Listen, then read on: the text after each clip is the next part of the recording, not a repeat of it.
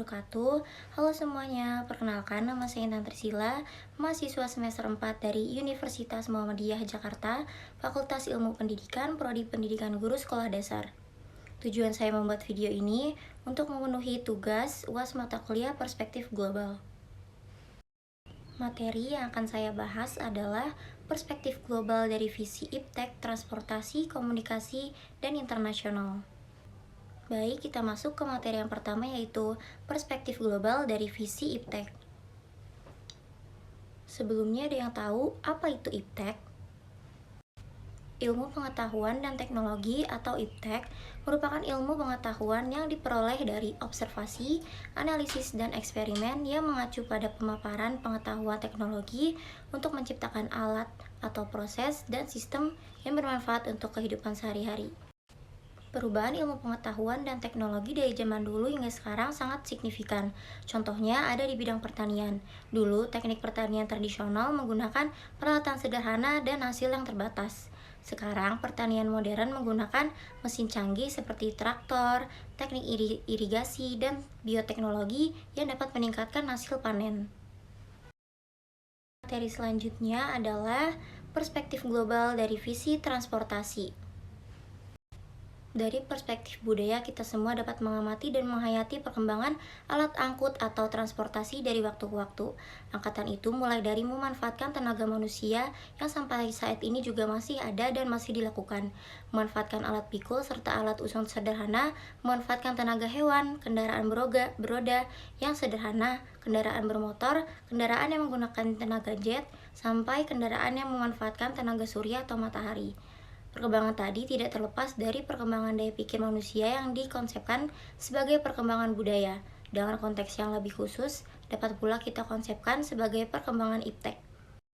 Semakin berkembang dan majunya transportasi di darat, di perairan, dan di udara, makin meluas dan makin intensif interaksi sosial antar daerah, antar kawasan, dan antar negara.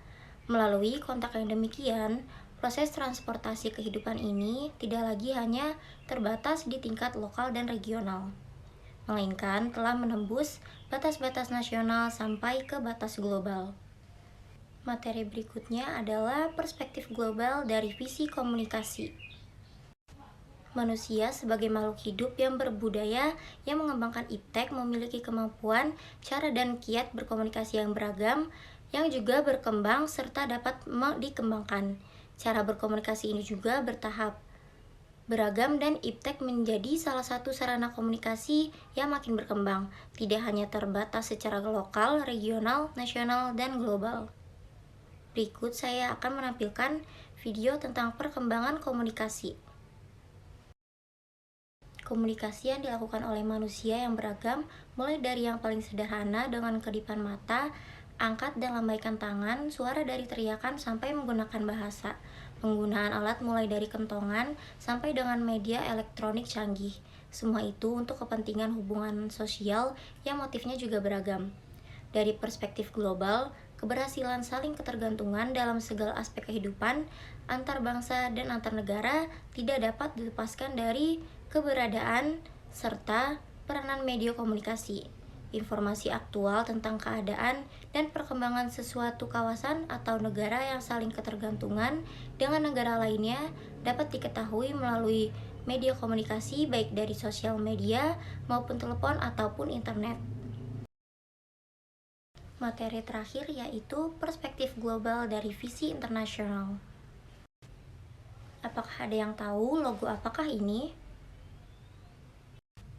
Ya, betul. Logo tersebut adalah logo PBB atau Perserikatan Bangsa-Bangsa, merupakan lembaga dunia yang memperhatikan segala aspek kehidupan umat manusia di negara-negara anggotanya. Sesuai dengan namanya, PBB menangani masalah-masalah internasional, terutama yang dialami oleh negara-negara anggota. Masalah-masalah global yang merupakan agenda yang tidak terselesaikan meliputi masalah-masalah kependudukan, pangan, lingkungan hidup, dan perdamaian. Masalah-masalah tersebut hakikatnya terkait satu sama lain. Dalam lembaga PBB ini, perbedaan sistem politik, kemampuan ekonomi, rasial, agama, budaya, dan bentuk pemerintahan negara-negara anggota tidak menjadi hambatan dalam pengakuan pendapat, baik mengenai negaranya sendiri maupun negara lain dan masalah dunia pada umumnya. Melalui proses yang demikian, telah banyak masalah yang dapat diatasi, namun masih banyak pula masalah-masalah yang tidak atau belum terselesaikan. Satu hal yang wajib kita syukuri adalah melalui lembaga ini, batas-batas negara, bangsa, ras, dan kebudayaan dapat ditembus dalam membahas masalah-masalah yang terjadi. Hal itulah yang menjadi nilai dan makna dari organisasi dan lembaga dunia yang kita sebut PBB. Sekian video penjelasan mengenai materi perspektif global dari visi IPTEK, transportasi, komunikasi, dan internasional. Semoga apa yang sudah saya jelaskan dapat kalian pahami, dan jika ada kesalahan dalam pengucapan, saya mohon maaf. Wassalamualaikum warahmatullahi wabarakatuh.